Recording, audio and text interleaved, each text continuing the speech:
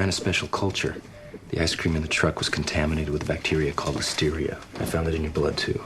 All the other women remember eating ice cream off the same truck. All I had was a few licks off Lexi's cone. Sometimes that's all it takes. Listeria is a unique bacteria. We're not sure why, but it especially affects fetuses and pregnant women, which is why no one else got sick. Can it be treated? Yeah, I've started you on an antibiotic called gentamicin. That should take care of your infection. What about my baby? Well, we have... baby's heart rate's dropping.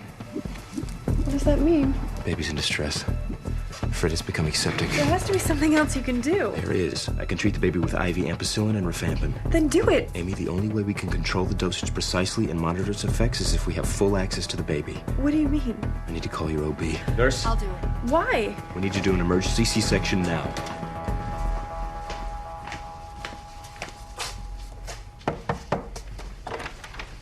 Hi, can I help you? Hi, I'm looking for Annie Ronson. My mother's dead. She died in the World Trade Center on 9/11.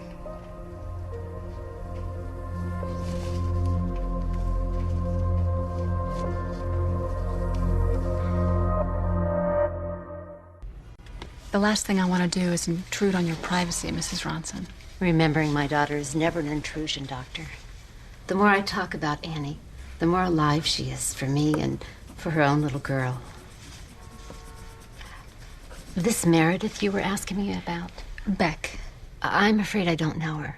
I don't think Annie ever mentioned her either. She's a patient I've been treating. I was told that she was friends with Annie. Your daughter never worked at Latham & Dunn? Annie was an apprentice with a jewelry designer on the 71st floor of Tower 1. She designed these earrings. She gave them to me that morning. Out of the blue, just before she went to work. To me, it just seemed like any other morning. But Annie was always a big believer in fate. I'm sure she knew something was going to happen that day. Well, I'm grateful I at least got to talk to her one last time. You talked to her during the attack? She knew it was bad. She was thrown so hard by the initial jolt that she twisted her ankle, breaking her fall.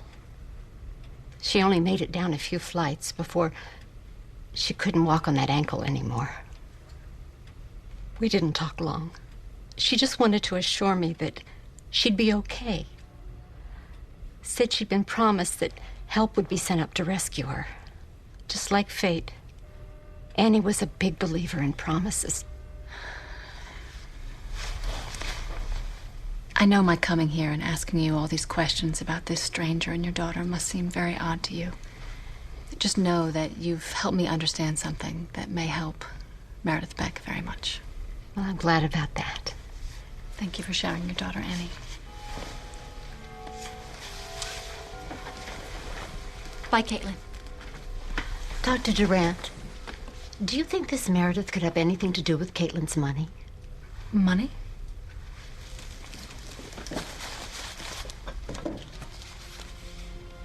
A few months after 9/11, $2,000 a month started arriving in the mail for Caitlin. I never figured out who's been sending it or why.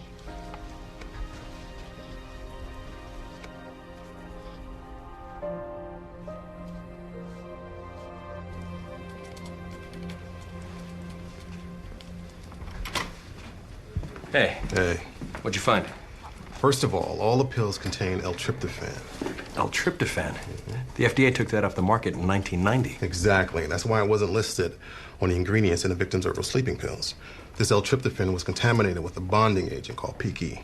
Where'd it come from? I don't know. I've been on the phone with our researchers at NIH. There's no way to tell if this was a mistake or a case of product tampering. Well, who's the manufacturer? A company called Kamafuku. Oh, please. Don't tell me they're from Hong Kong. Oh, try Canada. Kamafuku has a wholesale distributor here in New York. Good work, Frank. Hey, look, get a hold of the State Attorney General's office. Since it's illegal to smuggle L-tryptophan into the U.S., they can shut down the wholesaler immediately. All right, I'll call them right now. What about the patients? Well, contaminated L-tryptophan can cause eosinophilia myalgia syndrome, muscular abnormalities associated with this form of spontaneous paralysis. Corticosteroid therapy has been extremely effective in treatment, and the sooner the better. I'd like to be the one to give Meredith her treatment. I'm scared. I'll be in there the entire time. I've already talked to your obstetrician. She knows exactly what we're dealing with. I wish Tim was here. His unit's not scheduled back from Iraq.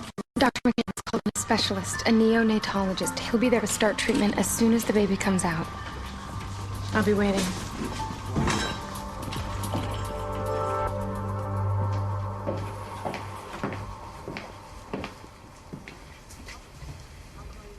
We found what's been causing your illness. This should start reversing it. I told Dr. Connor I didn't want you in here. Meredith, I know it's hard to grasp how total strangers can sometimes affect our lives.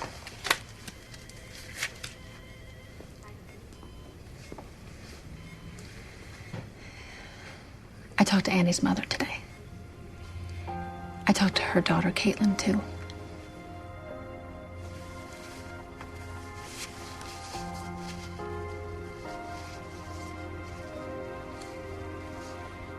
I don't know exactly what happened between you and Annie Ronson when you crossed paths that day.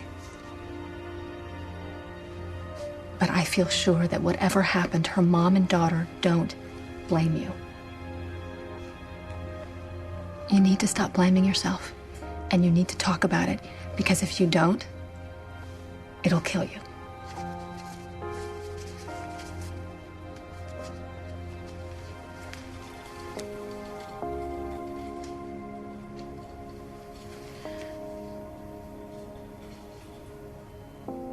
Annie was lying in the stairwell, injured.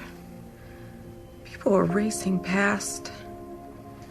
I stopped and I looked down. And she asked me if I would help her. And I told her.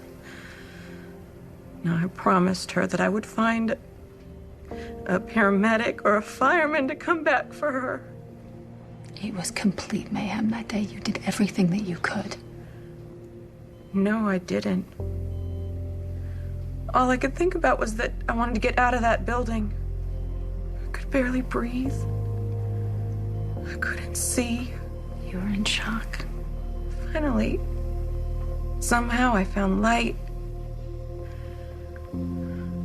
Found myself on the street with noise and chaos.